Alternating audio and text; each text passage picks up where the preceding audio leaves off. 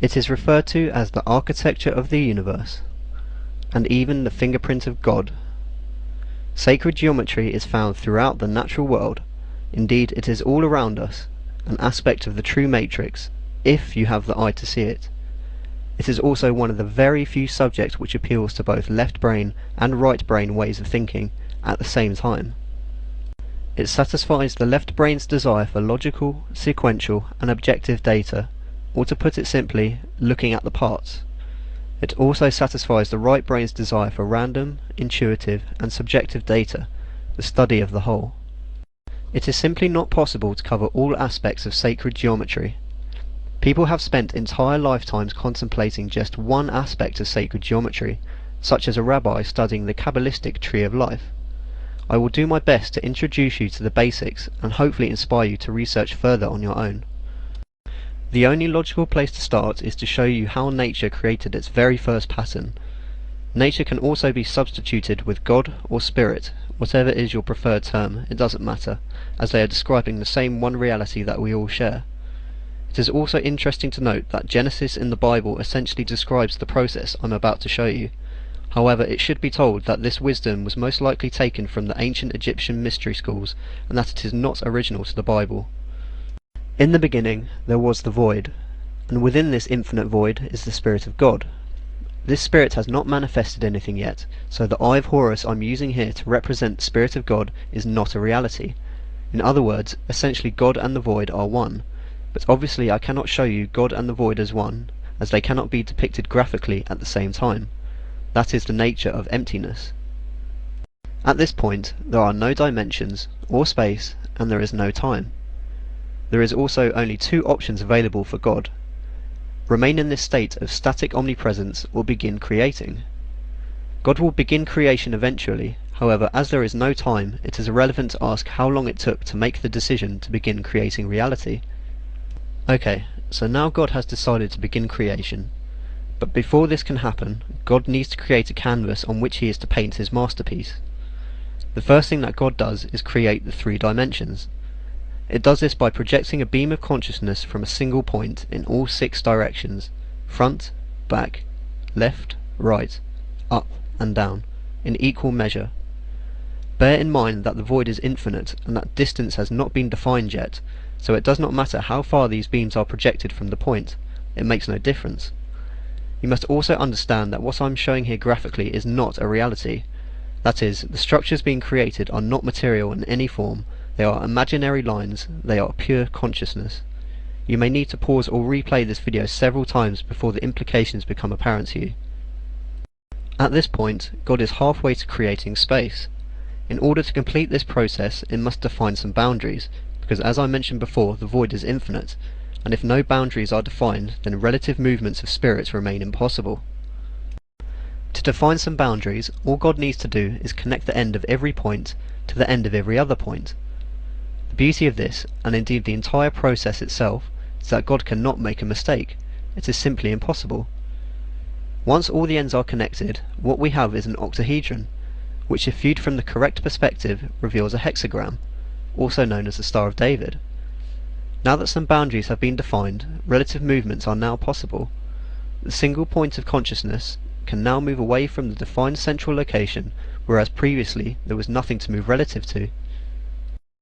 In the Bible, Eve was supposedly created from Adam's rib.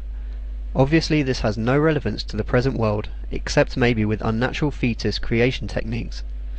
But when this story is compared with the next step in the process, you can begin to appreciate the idea that maybe the Bible is only an exoteric recreation of an older esoteric wisdom. The octahedron is made up of purely straight lines. In sacred geometry, straight lines are considered to be male, and curved lines female. So at this point, what we have is a purely male shape. This is why the Freemasons consider the male to be the generating principle. The next step involves spinning this octahedron in one full rotation around each of the 3 axes defined previously. Again, no mistake can be made. It does not matter which direction it is spun, or in what order the axes are chosen. The end result will always be that the parameters of a perfect sphere have been traced. Now we have a purely female shape. Eve has now been created from Adam. God has now created a perfect spherical membrane, and once again, it only has two options available. It can either remain static and explore this imaginary shape for all eternity, or it can repeat the process described thus far. The only difference is now God has a reference point, the spherical membrane, on which to repeat the process.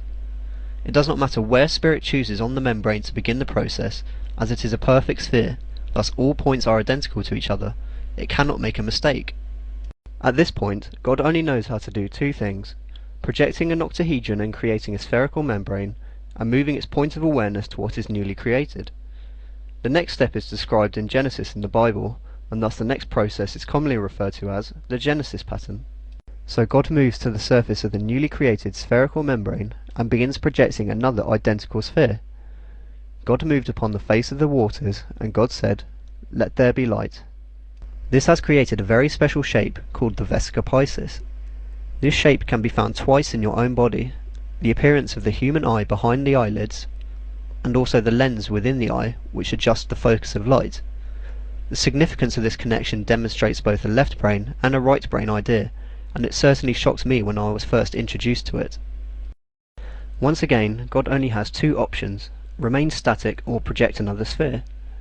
To project the third sphere, God moves to what is newly created, which is this circle equator created by the two original intersecting spheres. Again, it does not matter where God chooses on this circle as the central point for the third sphere, as all points on this circle are identical. After the third sphere is created, there is only one more rule God follows when creating the rest of the spheres which complete the first stage of this pattern. The rule is, always move to the innermost circle points before projecting another sphere. This results in the process being perfect and prevents a chaotic mess being created.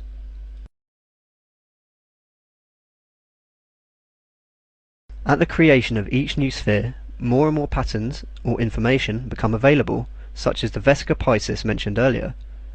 The patterns contained within after each new sphere is added is far too extensive to cover in detail. All that remains to be said is after 7 spheres have been created in a vortex-like motion, what we have as a result is known as the seed of life. This basic pattern lays the foundation for the creation of matter and the universe itself.